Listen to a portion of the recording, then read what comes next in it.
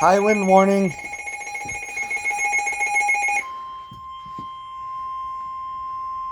The following is an important message. For the following counties, in Michigan, Bay, Genesee, Huron, Lapeer, Lenawee, Livingston, Macomb, Midland, Monroe, Oakland, Saginaw, Sanilac, Shiawassee, St. Clair, Tuscola, Washtenaw, and Wayne. High wind warning in effect from midnight tonight to 9 p.m. Monday. What? West winds 25 to 35 miles per hour with occasional gusts of 50 to 60 miles per hour expected. Where? All of southeast Michigan. When? From midnight tonight to 9 p.m. Monday. Impacts. Damaging winds will blow down trees and power lines. Power outages are expected.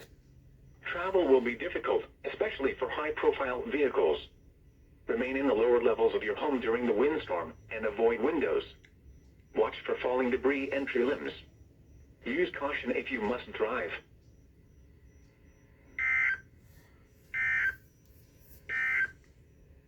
The following is an important message.